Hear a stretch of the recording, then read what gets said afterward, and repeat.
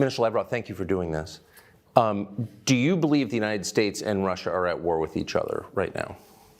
I wouldn't say so. And in any case, this is not what we want. We would like to have normal relations with all our neighbors, of course, but generally with all countries or not, especially with the great country like the United States. President Putin repeatedly expressed his respect for the American people, for the American history, for the American achievements in the world, and we don't see any reason why Russia and the United States cannot cooperate for the sake of the universe. But the United States is funding a conflict that you're involved in, of course, and now is allowing attacks on Russia itself. So that doesn't constitute war? We officially are not at war. But what is going on in Ukraine is some people call it hybrid war. I would call it hybrid war as well. But it is obvious that the Ukrainians would not be able to do what they're doing with long-range modern weapons without direct participation of the American servicemen. And this is dangerous, no doubt about this. We don't want to aggravate the situation, but since ATACMS and other long-range weapons are being used against mainland Russia, as it were, we are sending signals, and we hope that the last one, a couple of weeks ago, the signal with the new weapon system called Oreshnik, yes, was taken seriously.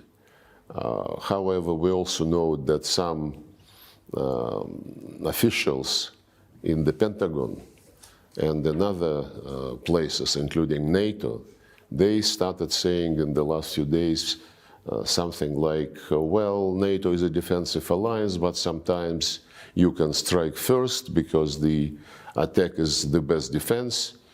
Some others in Stratcom, I think Buchanan is his name, representative of Stratcom, he said something which allows for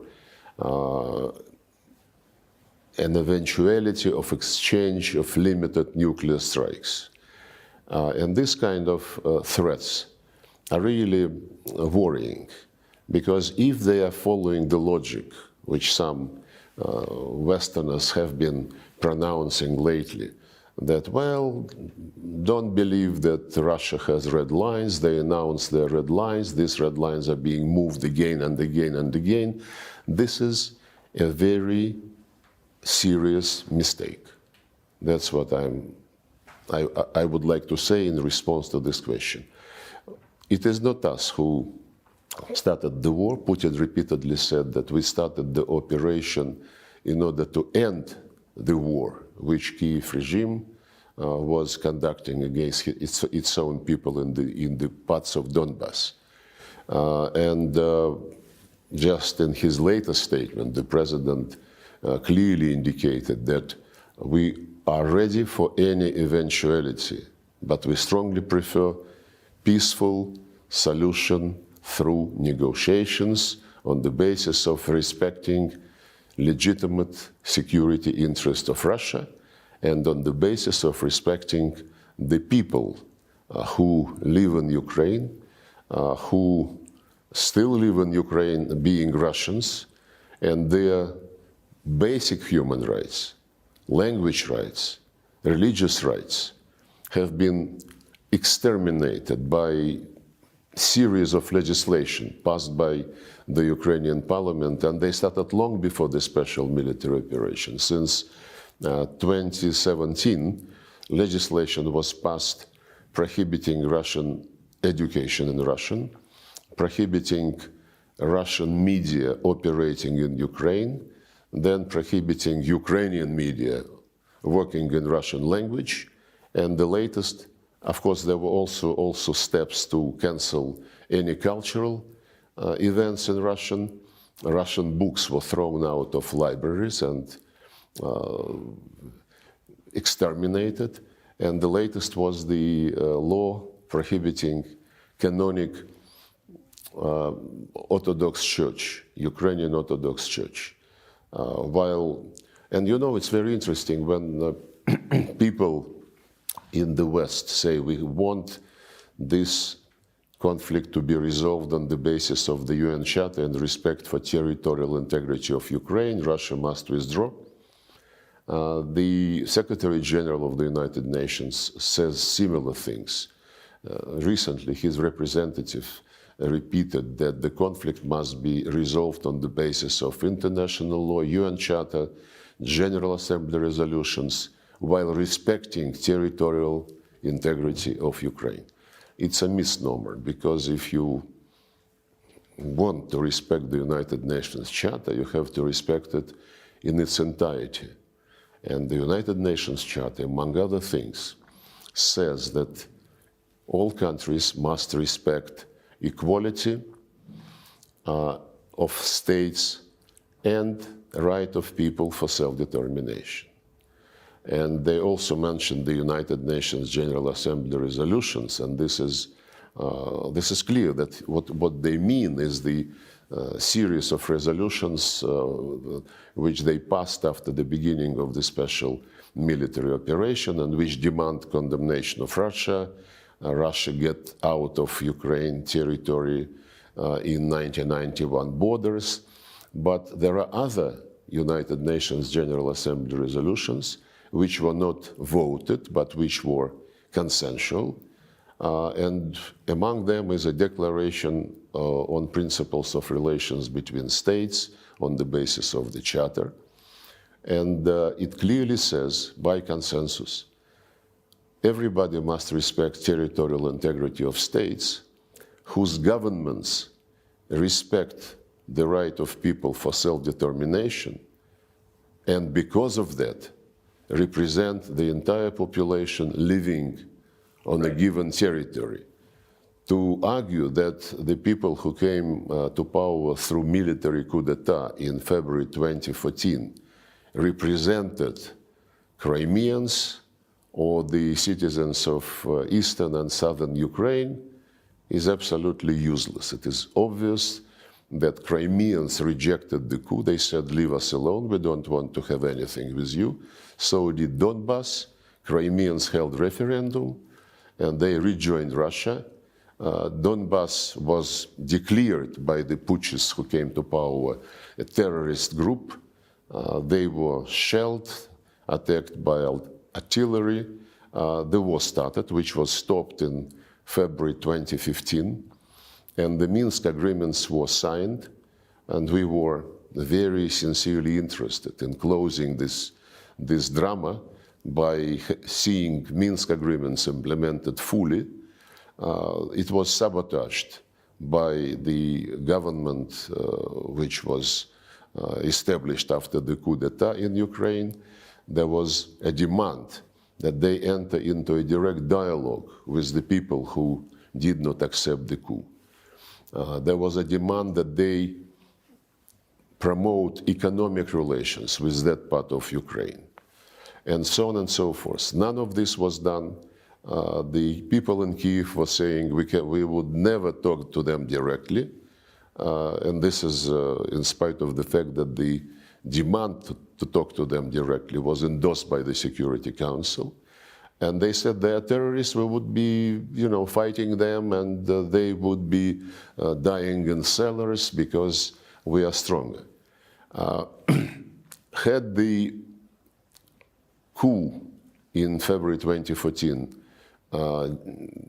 had it not happened, and had the deal which was reached the day before between the then president and the opposition implemented, Ukraine would have stayed one piece by now with Crimea in it. It's absolutely clear. They did not deliver on the deal, instead they staged the coup. The deal, by the way, provided for creation of a government of national unity in February 2014 and holding early elections, which the then president would have lost Everybody knew that. But they were impatient, and they took the government buildings next morning. They went to this Maidan Square and announced that they created the government of the winners. Compare the government of national unity to prepare for elections and the government of the winners. How can the people whom they, in their view, defeated, how can they pretend that they respect the authorities in Kiev? You know, the right for self-determination is the international legal basis for decolonization process, which took place in Africa on the basis of this charter principle, right for self-determination. The people in the colonies, they never treated the colonial powers, colonial masters, as somebody who represent them, as somebody whom they want to see in the structures which govern those lands. By the same token, the people in east and south of Ukraine, people in Donbass and Novorossiya, they don't consider the Zelensky regime as something which represents their interests. How can they, when their culture, their language, their traditions, their religion, all this was prohibited? Yes. And the last point is that if we speak about the UN Charter, resolutions, international law, the very first article of the UN Charter, which the West never recalls in the Ukrainian context, says respect human rights of everybody, irrespective of race, gender, language, or religion. Take any conflict. The United States, UK, Brussels, they would interfere saying, oh, human rights have been grossly violated. We must restore the human rights in such and such territory. On Ukraine, never, ever they mumbled the words human rights. Seeing these human rights for the Russian and Russian-speaking population being totally exterminated by law. So when people say, let's resolve the conflict on the basis of the Charter, yes, but don't forget that the Charter is not only about territorial integrity, and territorial integrity must be respected only if the governments are legitimate and if they respect the right of their own people. I want to go back to what you said a moment ago about the introduction or the unveiling of the hypersonic weapons system that you said was a signal to the West. What signal exactly? I think many Americans are not even aware that this happened. What message were you sending by showing it to the world? Well, the message is that you, the United States, and the allies of the United States, who also provide this long-range weapons to the Kiev regime, they must understand that we would be ready to use any means not to allow them to succeed in what they call strategic defeat of Russia. They fight for keeping their hegemony over the world, on any country, any region, any continent. We fight for our legitimate security interests. They say, for example, 1991 borders. Lindsey Graham, who visited some time ago Zelensky for another talk, he bluntly, in presence of Zelensky, I think, said that Ukraine is very rich with rare earth metals, and we cannot leave this richness to the Russians. We must take it. We fight, so they fight for the regime which is ready to sell or to give to the West all the natural and human resources. We fight for the people who have been living on these lands, whose ancestors were actually developing those lands, building cities, building factories for centuries and centuries. We care about people, not about natural resources which somebody in the United States would like to keep and to have Ukrainians just as servants sitting on these natural resources. So the message which we wanted to sell by testing in real action this hypersonic system is that we will be ready to do anything to defend our legitimate interest. We hate even to think about war with the United States, which will take, nuclear character. Our military doctrine says that the most important thing is to avoid a nuclear war. And it was us, by the way, who initiated in January 2022 the message, the joint statement by the leaders of the 5 permanent members of the Security Council, saying that we will do anything to avoid confrontation between us, acknowledging and respecting each other's security interests and concerns. This was our initiative. And the security interests of Russia were totally ignored when they rejected, about the same time, when they rejected the proposal to conclude a treaty on security guarantees for Russia, for Ukraine, in the context of coexistence and in the context when Ukraine would not be ever member of NATO or any other military bloc. This security interest of Russia were presented to the West, to NATO and to the United States. In December 2021, we discussed them several times, including during my meeting with Tony Blinken in Geneva in January, late January 2022, and this was rejected. So we would certainly like to avoid any misunderstanding, and since the people, some people in Washington and some people in London, in Brussels, seem to be not very capable to understand, we will send additional messages if they don't draw necessary conclusions.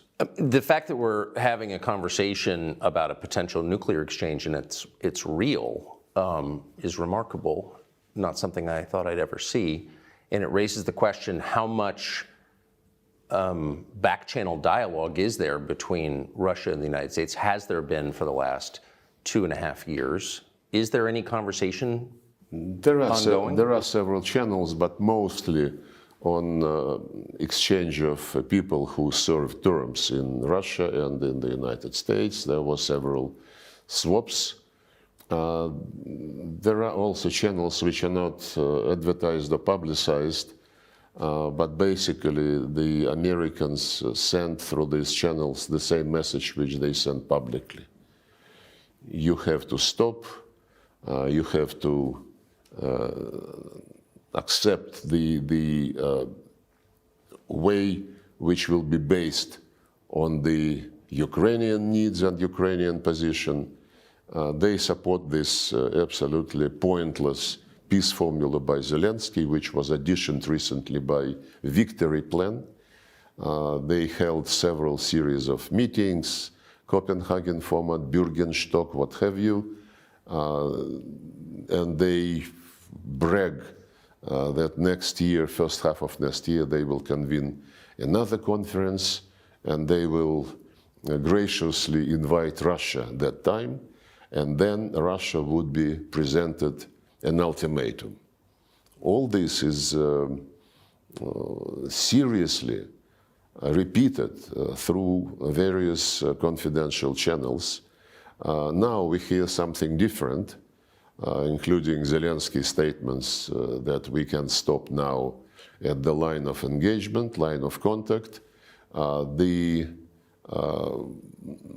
Ukrainian government will be admitted to NATO, but NATO guarantees at this stage would cover only the territory controlled by the government, and the rest would be subject to negotiations, but the end result of these negotiations must be total withdrawal of Russia from Russian soil, basically. Wait, but just if I can just go back. Leaving Russian people to the Nazist regime, which exterminated all the rights of the Russian and Russian-speaking citizens of their own country. If I can just go back to the question of nuclear exchange. So there is no mechanism by which the leaders of Russia and the United States can speak to each other to avoid the kind of misunderstanding that could kill hundreds of millions of people. No. We have this channel, which is automatically engaged when ballistic missile launch is taking place. As regards this Oreshnik hypersonic ballistic missile, mid-range ballistic missile, 30 minutes in advance, this system sent the message to the United States, and they knew that this was the case, and that they don't mistake it for anything bigger and real dangerous. Well, I think the system sounds very dangerous. Well, it was a test launch, you know. Yes. Oh, you're speaking of the test. Okay. But I just wonder how worried you are that, considering there doesn't seem to be a lot of conversation between the two countries, both sides are speaking about exterminating the other's populations, that this could somehow get out of control in a very short period and no one could stop it. It seems incredibly... No, we're not talking about exterminating anybody's population. We did not start this war. We have been, for years and years and years, sending warnings that pushing NATO closer and closer to our borders is going to create a problem. Yes. 2007, Putin started to explain, you know, to the people who seem to be overtaken by the end of history and being dominant, no challenge, and so on and so forth. And of course, when the coup took place, the Americans did not hide that they were behind it. There is a conversation between Victoria Nuland and the then American ambassador in Kyiv when they discuss personalities to be included in the new government after the coup. The figure of $5 billion spent on Ukraine after independence was mentioned as the guarantee that everything would be like the Americans want. So we don't have any intention to exterminate Ukrainian people. They are brothers and sisters to the Russian people. How many have died so far, do you think, on both sides? It is not disclosed by Ukrainians. Zelensky was saying that it is much less than 80,000 persons on Ukrainian side. But there is one very reliable figure in Palestine. During 1 year after the Israelis started their operation in response to this terrorist attack, which we condemned, and this operation, of course, acquired the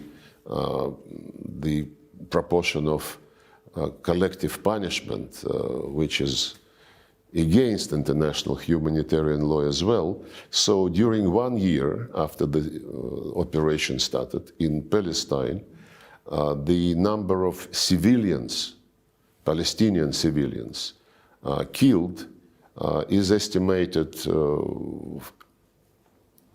45,000. This is almost twice as many as the number of civilians on both sides of Ukrainian conflict who died during 10 years after the coup. 1 year and 10 years. So it is a tragedy in Ukraine, it's disaster in Palestine, but we never ever had as our goal killing people. and Ukrainian regime did. The head of the office of Zelensky once said that we will make sure that cities like Kharkov, Nikolaev will forget what Russian means at all. Another guy in his office stated that Ukrainians must exterminate Russians through law or, if necessary, physically.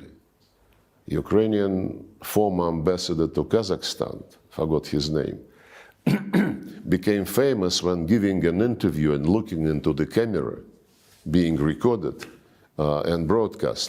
He said, our main task is to kill as many Russians as we can so that our kids have less things to do. And the statements like this are all over the vocabulary of the regime. How many Russians in Russia have been killed since February of 2022? It's not for me to disclose this information. In the time of military operations, special rules exist, and our Ministry of Defense follows these rules. But the very interesting fact that when Zelensky was playing not in international arena, but at his comedy club or whatever it is called, he was. There are videos from that period when he was bluntly defending the Russian language. He was saying, what is wrong with Russian language? I speak Russian. Russians are our neighbors. Russian is one of our languages. And get lost, he said, to those who wanted to, to attack the Russian language and Russian culture. When he became president, he changed very fast. And before the military operations, in September 2021, he was interviewed. And at that time, he was conducting war against Donbass in violation of the Minsk agreements. And the interviewer asked him what he thought about the people on the other side of the line of contact. And he answered very thoughtfully, you know, there are people and there are species. And if you, living in Ukraine, feel associated with the Russian culture, my advice to you, for the sake of your kids, for the sake of your grandkids, get out to Russia. And if this guy wants to bring Russians and people of Russian culture back under his territorial integrity, I mean, it shows that he is not adequate. So what are the terms under which Russia would cease hostilities? Like what are you asking for? 10 years ago, in February 2014, we were asking only for the deal between the president and the opposition, Yes. to have government of national unity, to hold early elections, to be implemented. The deal was signed, and we were asking for the implementation of this deal. They were absolutely impatient and aggressive, and they were, of course, pushed, I have no slightest doubt, by the Americans, because if Victoria Nuland and the US ambassador agreed the composition of the government, why wait for 5 months to hold early elections? The next time we were in favor of something was when the Minsk agreements were signed. Yes. I was there. The negotiations lasted for 17 hours. And the deal was, well, Crimea was lost by that time because of referendum, and nobody, including my colleague John Kerry, meeting with us, nobody in the West was raising the issue of Crimea. Everybody was concentrated on Donbass. And the Minsk agreements provided for territorial integrity of Ukraine, minus Crimea. This was not even raised. And a special status for a very tiny part of Donbass, not for the entire Donbass, not for Novorossiya at all. Part of Donbass, under these Minsk agreements endorsed by the Security Council, should have the right to speak Russian language, to teach Russian language, to study in Russian, to have local law enforcement like in the states of US, to be consulted when judges and prosecutors are appointed by the central authority, and to have some facilitated economic connections with neighboring regions of Russia. That's it. Something which President Macron promised to give to Corsica and still is considering how to do this. And when these agreements were sabotaged all along, first by Poroshenko and then by Zelensky, both of them, by the way, came to presidency running on the promise of peace, and both of them lied. So when these Minsk agreements were sabotaged to the extent that we saw the attempts to take this tiny part of Donbass by force, and we, as Putin explained, we have, at that time, we suggested these security arrangements to NATO and the United States, which was rejected. And when the Plan B was launched by Ukraine and its sponsors, trying to take this part of Donbass by force, it was then that we launched the special military operation. Had they implemented the Minsk agreements, Ukraine would be one piece minus Crimea. But even then, when Ukrainians, after we started the operation, suggested to negotiate, we agreed. There were several rounds in Belarus, and one later they moved to Istanbul. And in Istanbul, Ukrainian delegation put a paper on the table saying those are the principles on which we are ready to agree. And we accepted those principles. The Minsk principles. No, the Istanbul principles. Yes. That was April 22. Right. Which was no NATO, but security guarantees to Ukraine collectively provided with the participation of Russia. And these security guarantees would not cover Crimea or the east of Ukraine. It was their proposal. And it was initialed. And the head of the Ukrainian delegation in Istanbul, who is now the chair of the Zelensky faction in the parliament, he recently, a few months ago, in an interview, he confirmed that this was the case. And on the basis of these principles, we were ready to draft a treaty. But then this gentleman who headed the Ukrainian delegation in Istanbul, he said that Boris Johnson visited and told them to continue to fight. Then there was... But Boris Johnson, on behalf of the He said no, but you know, the guy who initialed the paper, he said it was Boris Johnson. Other people say it was Putin who ruined the deal because of the massacre in Bucha. But massacre in Bucha is something which they never mentioned anymore. Massacre in Bucha. I do, and we do.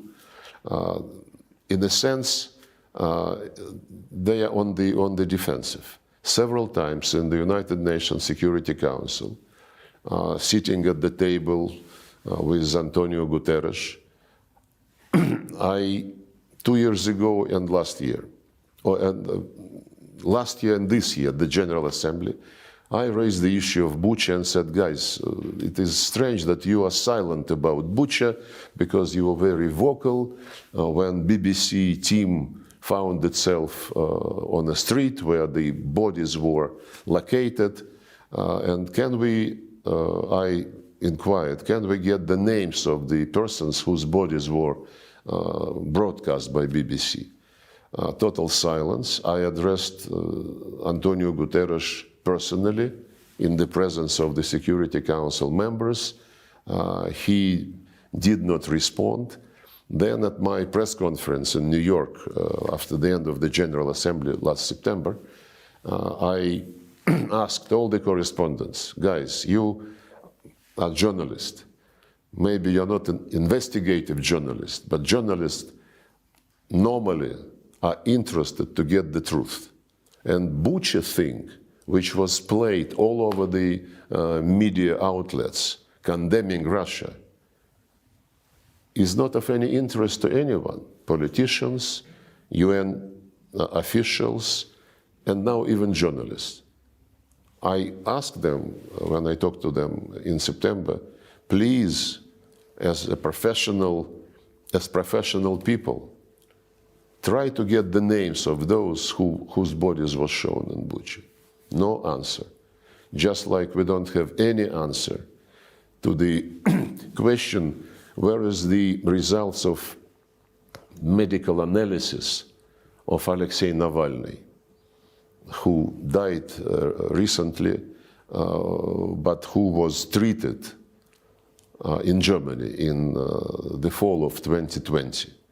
When he felt bad on a plane over Russia, the plane landed, he was treated by the Russian doctors in Siberia, then the Germans wanted to take him, we immediately allowed the plane to come. They took him, in less than 24 hours he was in Germany, and then the Germans continued to say that we poisoned him. And we asked them, can you, and they announced that the analysis confirmed that he was poisoned. We asked for the test results to be given to us. They said, no, we give it to Organization on Chemical Weapons. We went to this organization, we are members, and we said, can you show to us, because this is our citizen, we are accused of having poisoned him. They said, the Germans told us not to give it to you because they found nothing in the civilian hospital. And the announcement that he was poisoned was made after he was treated in a military hospital, Bundeswehr hospital. So it seems that this secret is not going. So how did Navalny die? Well, he died serving the term in Russia.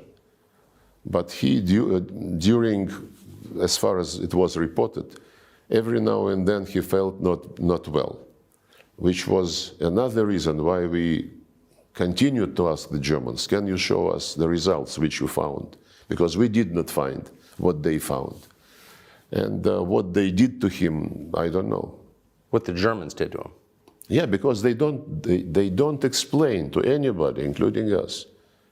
Or maybe they explain to the Americans, maybe this is credible, but they never told us how they treated him, what they found, and what methods they were using. How do you think he died?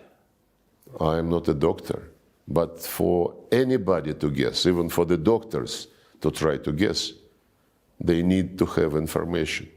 And if the person was taken to Germany to be treated after he had been poisoned, the results of the tests cannot be secret. We still cannot get anything credible on the fate of Sergei Skripal and his daughter. The information is not provided to us. He is our citizen, she is our citizen. And we have all the rights and the conventions which the UK is party to get information. Why do you think, so many threads, but why do you think that Boris Johnson, former Prime Minister of the UK, would have stopped the peace process in Istanbul? On whose behalf was he doing that? I met with him a couple of times, and I wouldn't be surprised if he was motivated by some immediate desire or by some long-term strategy. He is not very predictable. Okay. Do you think he was acting on behalf of the U.S. government, on behalf of the Biden administration? He was doing this independently? I mean, I don't know. I don't know, and I wouldn't guess. The fact that the Americans and the Brits are leading in this quote-unquote situation is obvious. Now it is becoming also clear that there is a fatigue in some capitals, and there are talks every now and then that the Americans would like to leave it with the Europeans and to concentrate on something more important. I wouldn't guess. We would be judging by specific steps. It's obvious, though, that Biden administration would like to leave legacy to the Trump administration as bad as they can. yes. And similar to what Obama did to Trump during his first term, when late December 2016, Obama expelled Russian diplomats just very late December, 120 persons with family members, did it on purpose, demanded them on leave on the day when there was no direct flight from Washington, so they had to move to New York by buses with all their luggage, with children, and so on and so forth. And at the same time, Obama announced the arrest of diplomatic property of Russia.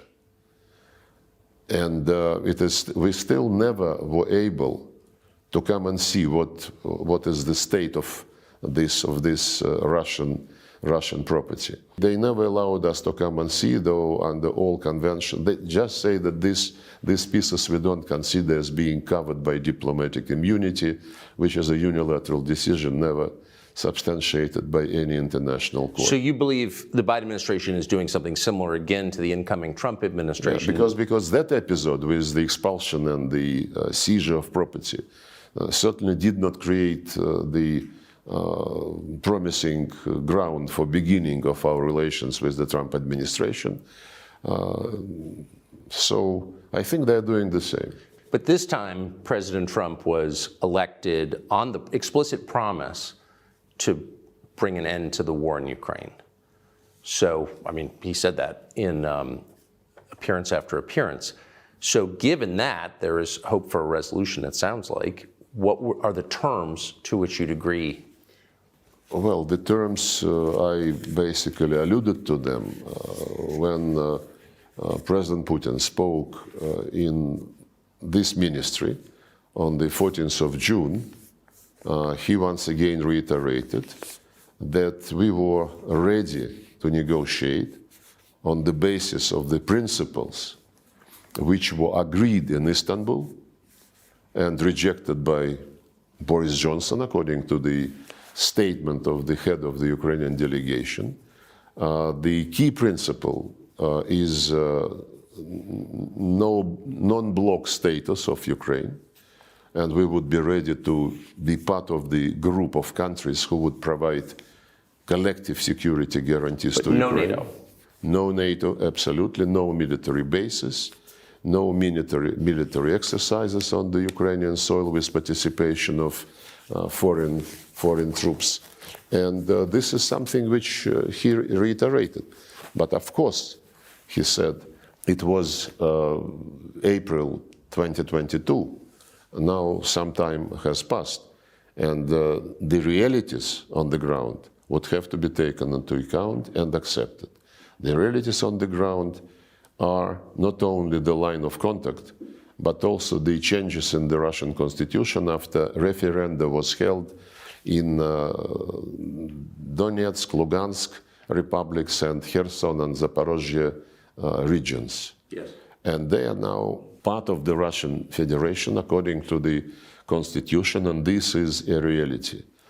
And of course, we cannot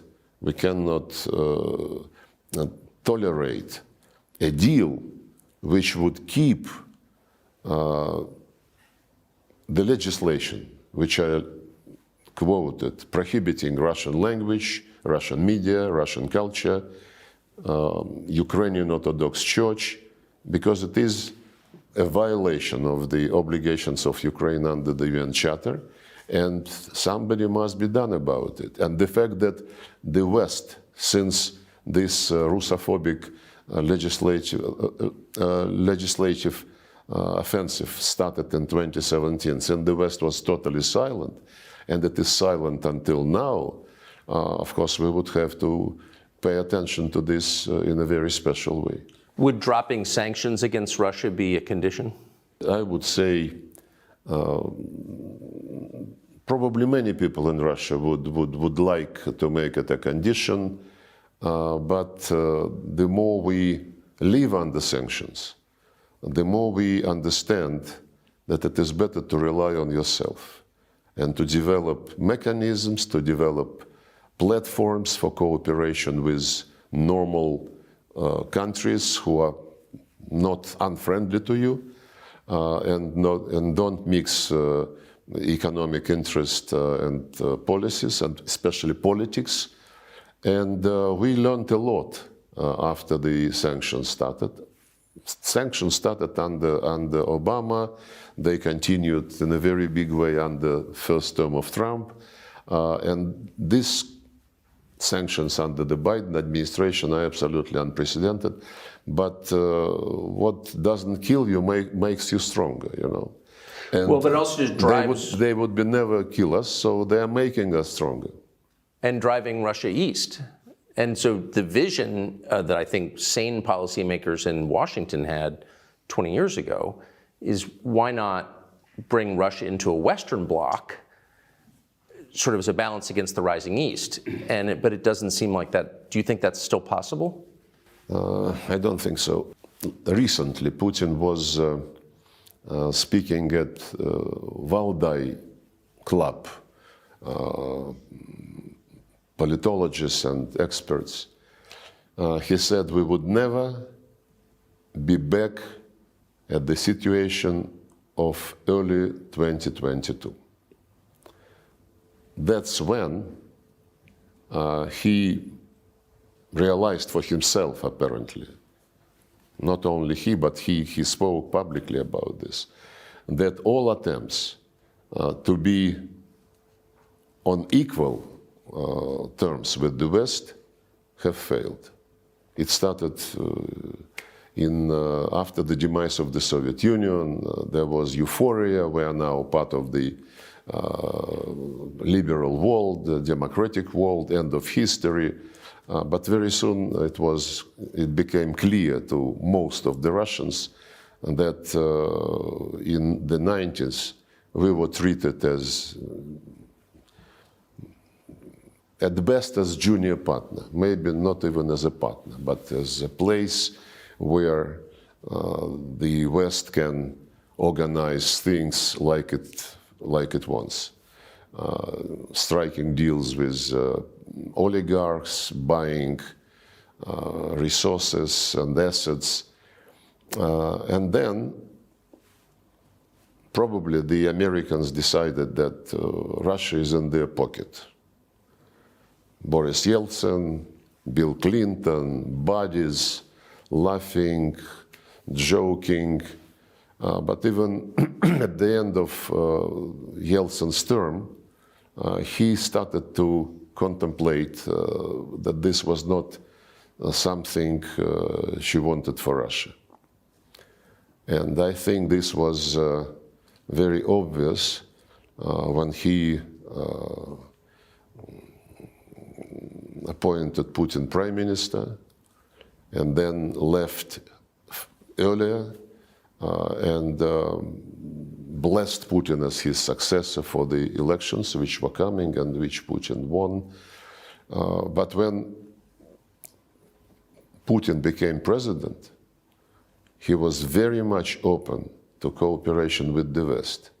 And he mentions about this quite regularly when he speaks with interviewers or at some international events.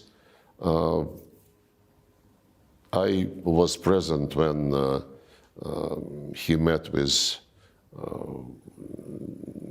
George Bush Jr., with Obama.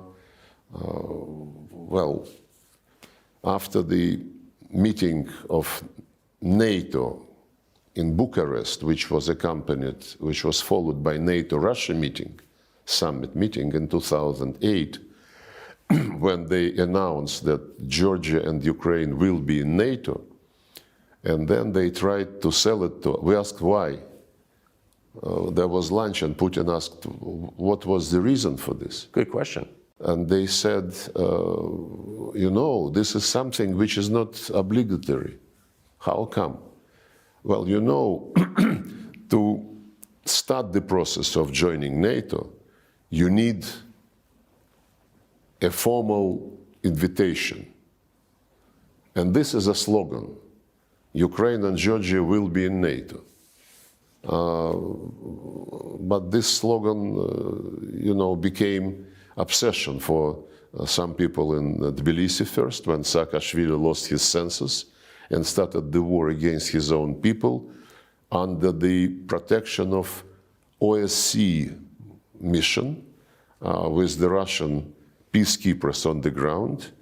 And the fact that he launched this was confirmed by the European Union investigation which they launched and which concluded that he gave the order to start. And for Ukrainians, it took a bit longer. And they were cultivating this pro-Western mood. Well, pro-Western is not bad, basically. Pro-Eastern is also not bad. What is bad is that you tell people either or. Either you go with me or you're my enemy. What happened before the coup in Ukraine? In 2013, the president of Ukraine, it was Mr. Yanukovych, negotiated with the European Union some association agreement which would nullify tariffs on most of the Ukrainian goods to the European Union and the other way around. And at some point, when he was meeting with Russian counterparts, we told him, you have already, Ukraine was part of the free trade area of the Commonwealth of Independent States, no tariffs for everybody.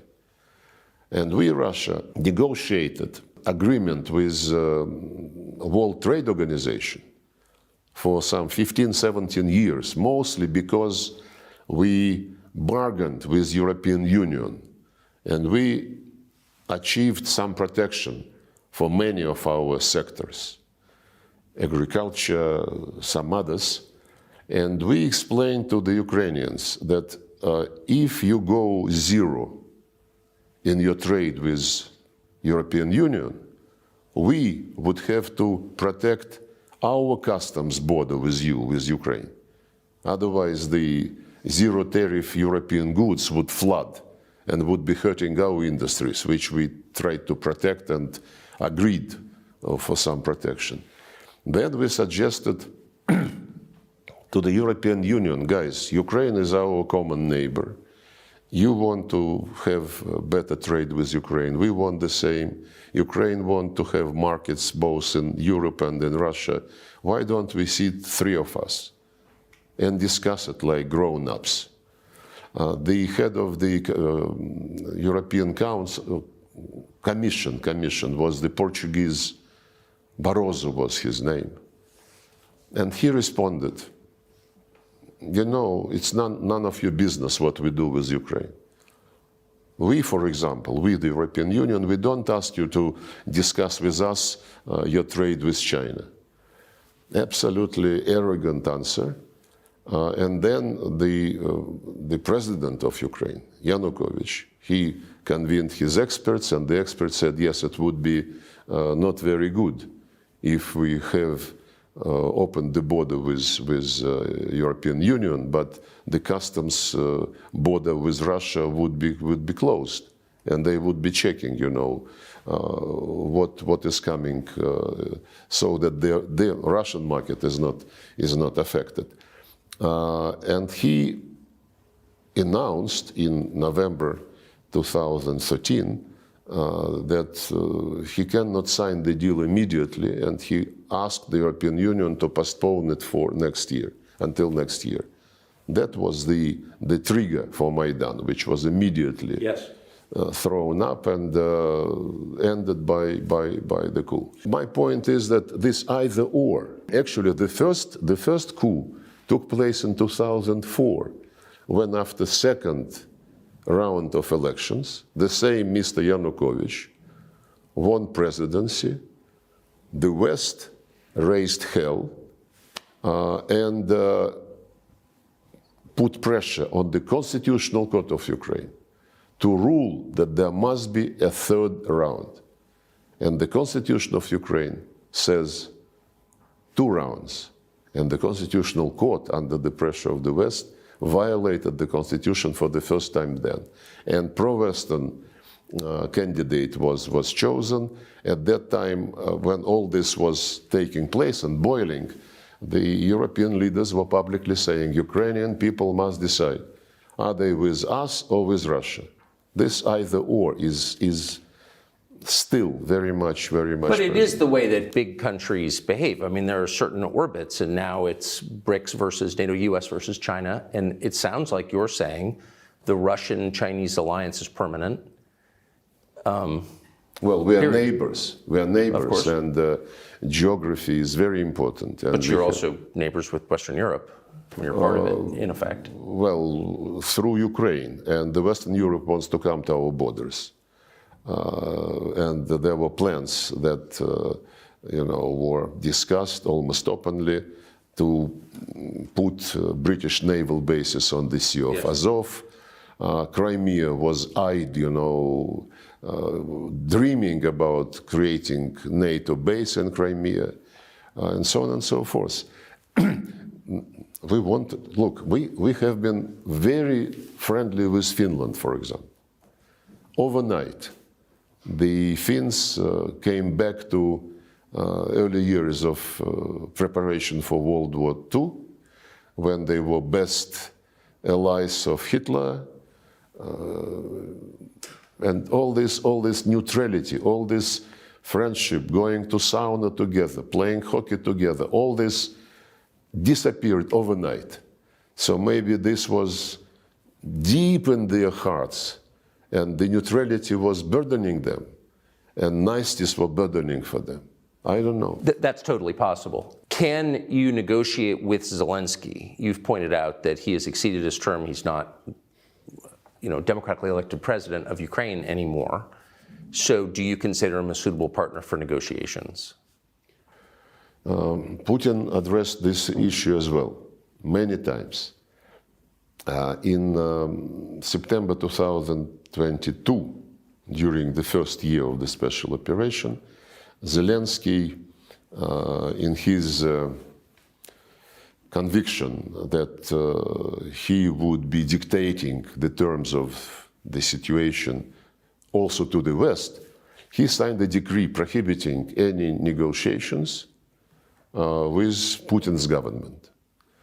And when, during public events, after that episode, Putin is asked why Russia is not ready for negotiations, he said, don't turn it upside down. We are ready for negotiations, provided it will be based on the balance of interest tomorrow. But Zelensky signed this decree prohibiting negotiations. And for starters, why don't you tell him to cancel it publicly? This will be a signal that he wants negotiations. Instead, Zelensky invented his peace formula. Later it was additioned by victory plan. And they keep saying, we know what they say when they meet with European Union ambassadors and in other formats, they say, no deal unless the deal is on our terms. And I mentioned to you they are planning now the second summit on the basis of this peace formula. And they don't shy away from saying, we will invite Russia to put in front of it the deal which we agreed already with the West. And when our Western colleagues sometimes say nothing about Ukraine without Ukraine, in effect, this implies that anything about Russia without Russia, because they discuss what kind of conditions we must accept. By the way, recently they already violate tacitly the concept nothing about Ukraine without Ukraine. There are passes, there are messages. They know our position. We are not playing double game. What Putin announced is the goal of our operation. It's fair. It's fully in line with the United Nations Charter. First of all, the rights, language rights, minority rights, national minority rights, religious rights, and it's fully in line with OSCE principle. There is an organization for security and cooperation in Europe which is still alive. And the summit of this organization, well, several summits of this organization clearly stated that security must be indivisible, that nobody should expand his security at the expense of security of others, and that, most important, no organization in Euro-Atlantic space shall claim dominance. This was, last time it was confirmed by OSCE 2010. And NATO was doing exactly the opposite. Yes. So we have legitimacy, you know, in our position. No NATO on our doorsteps because OSCE, agreed that this should not be the case if it hurts us. And please restore the rights of Russians. Who do you think has been making foreign policy decisions in the United States? This is a question in the United States. Who is making these decisions? I wouldn't guess. I haven't seen Tony Blinken for years. 2 years ago, I think, at the G20 summit, was it in Rome or somewhere? In the margins. His assistant, I was representing Putin, and his assistant came up to me during a meeting and said that Tony wants to talk just for 10 minutes. I left the room, we shook hands, and he said something about the need to de-escalate and so on and so forth. I hope he is not going to be angry with me since I am disclosing this. But we were meeting in front of many people present in the room. And I said, we don't want to escalate. You want to inflict strategic defeat upon Russia. He said, no. It is not strategic defeat globally. It is only in Ukraine. You've not spoken to him since? No. Have you spoken to any officials in the Biden administration since then? I don't want to ruin their career. But have you had meaningful conversations? No. Not at all. No, when I met in international events, one or another person whom I know, an American, I mean. Yeah.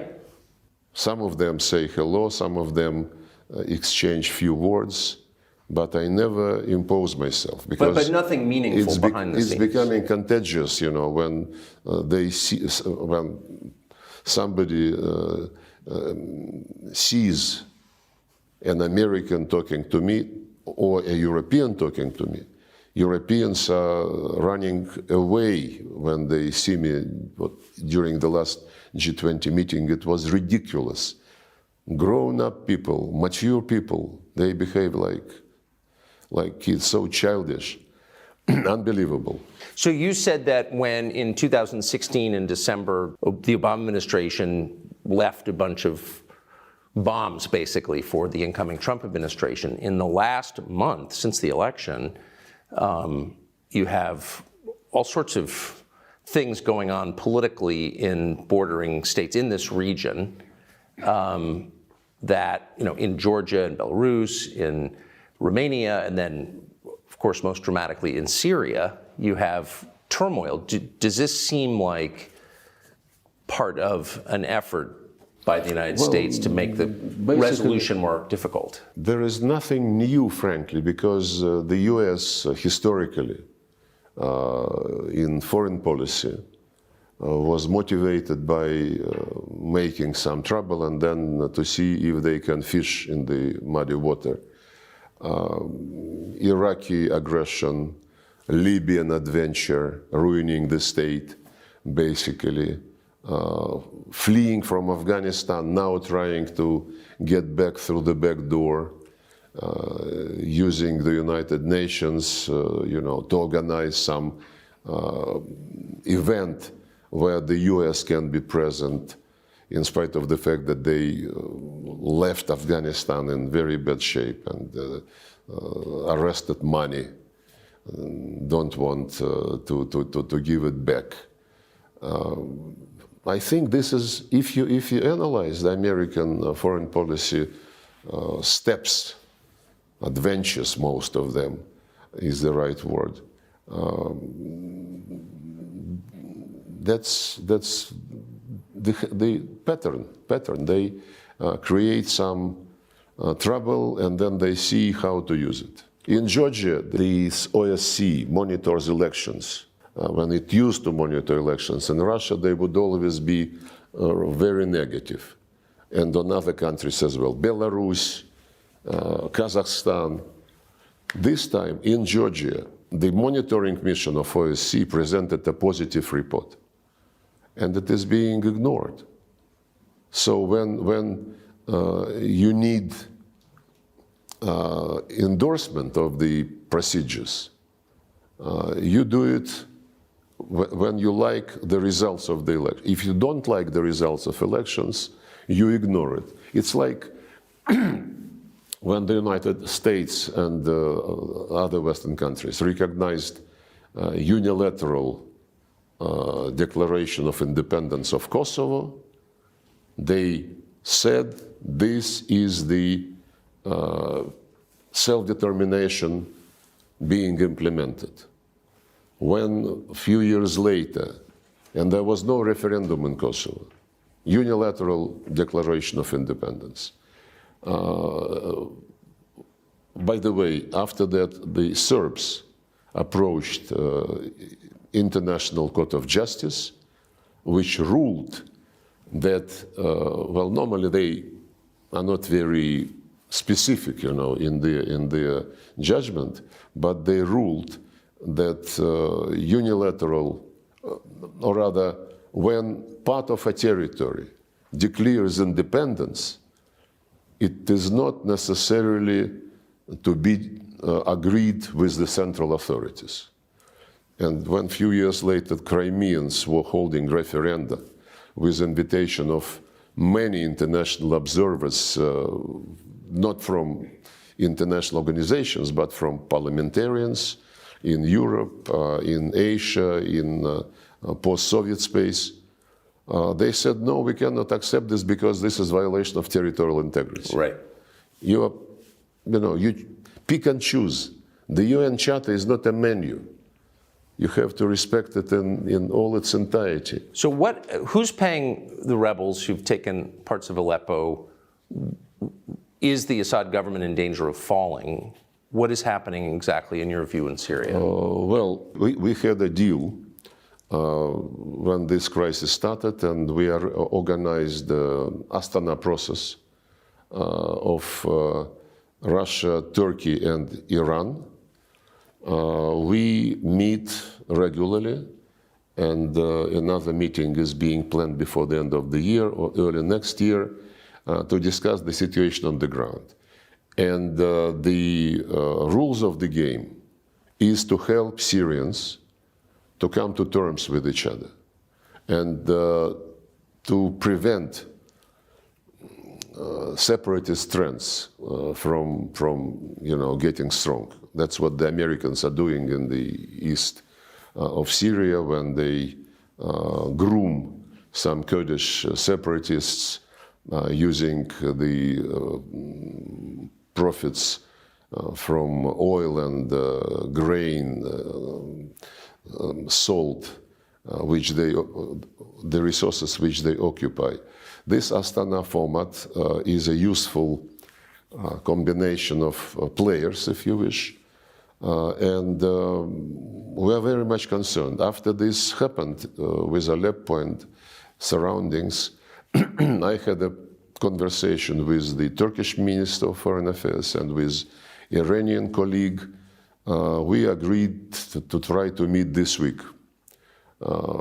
Did you see it coming? Hopefully in Doha, in the margins of this international conference. We would like to discuss the need to come back to strict implementation of the deals on Idlib area, because Idlib de-escalation zone was the place from where the terrorists moved to take Aleppo, and the arrangements reached in 2019 and 2020 provided for our Turkish friends to control the situation in the Idlib de-escalation zone and to separate the Hayat Tahrir al-Sham, former Nusra, from the opposition which is non-terrorist and which cooperates with Turkey. Apparently, it is not yet the. And another deal was the opening of M5 route from Damascus to Aleppo, which is also now taken completely by the terrorists. So we as Ministers of Foreign Affairs would discuss the situation, hopefully, this coming Friday, and the military of all three countries and the security people are in contact with each other. But the Islamist groups, the terrorists you just described, who is backing them? Well, we have some information, and we would like to discuss with all our partners in this process the way to cut the channels of financing and arming them. The information which is being floated, and it's in the public domain, mentions the Americans, the Brits, among others. Some people say that Israel is interested in making this situation aggravate so that Gaza is not under very close scrutiny. It's a complicated game. Many actors are involved, and I hope that the contacts which we are planning for this week will help stabilize the situation. What do you think of Donald Trump? I met him several times when he was having meetings with Putin, and when he received me twice, I think, in the Oval Office when I was visiting for bilateral talks. Well, I think he's a very strong person, a person who wants results, who doesn't like procrastination on anything, and this is my impression. He's very friendly in discussions, but this does not mean that that he is pro-Russian, as some people try to present him. The amount of sanctions we received under the Trump administration was very, very, very big. And we respect any choice which is made by the people when they vote. We respect the choice of American people, and we are open, as Putin said, we are open to contacts with, we have been open all along with the current administration. And we hope that when Donald Trump is inaugurated, we will understand what the ball, as Putin said, is on their side. We never severed our contacts, our ties in economy, trade, on security, on anything. And my final question is, how sincerely worried are you about an escalation in conflict between Russia and the United States, knowing what you do? Well, we started with this question, more or less. It seems the central question. Yes, and the Europeans say that it's not, they whisper to each other that it is not for Zelensky to dictate the terms of the deal, it's for the US and Russia. I don't think we should be presenting our relations as, two guys decide for everybody. Not at all. It is not our style. We prefer the manners which dominate in BRICS, in Shanghai Cooperation Organization, where the UN Charter principle of sovereign equality of states is really embodied. The US is not used to respect sovereign equality of states. The United States, when they say we cannot allow Russia to win on Ukraine because this would undermine our rules-based world order. And rules-based world order is American domination. Now, by the way, NATO, at least under Biden administration, is eyeing the entire Eurasian continent. Indian, Pacific strategies, South China Sea, East China Sea is already on NATO agenda. NATO is moving infrastructure there. AUKUS, building Quartet Indo-Pacific 4, they call it. Japan, Australia, New Zealand, South Korea. US, South Korea, and Japan are building military alliance with some nuclear components. And Stoltenberg, the former Secretary General of NATO, said last year after the summit, which he said, your Atlantic security is indivisible from Indo-Pacific security.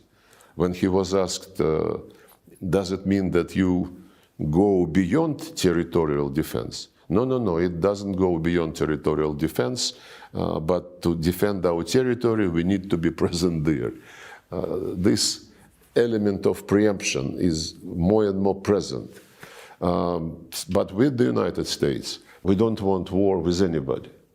And as I said, 5 nuclear states declared at the top level in January 2022 that we don't want confrontation with each other and that we shall respect each other's security interests and concerns. And it also stated that nuclear war can never be won, and therefore nuclear war is not possible. And the same was reiterated bilaterally between Russia and the United States, Putin-Biden, when they met in 21 in Geneva in June. Basically, they reproduced the statement by Reagan and Gorbachev of 1987, I think, no nuclear war. And this is absolutely in our vital interest, and I hope that this is also in vital interest of the United States. I say so because some time ago, Mr. Kirby, who is White House communications coordinator or whatever, he was asking questions, answering questions, and about escalation and about possibility of nuclear weapons being employed.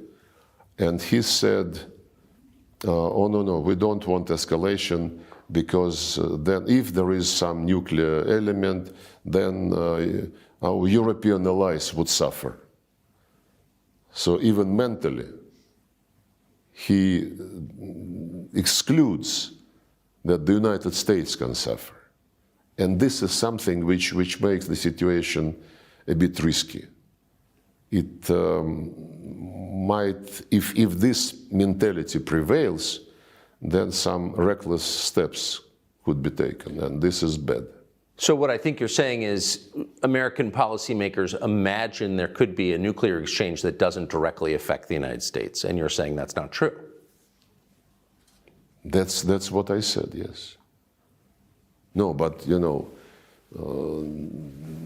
professionals in deterrence, nuclear deterrence policy, they know very well that it's a very dangerous game. And to speak about a limited exchange of nuclear strikes is an invitation to disaster, which we don't want to happen. Mr. Lavrov, thank you very much. Thank you.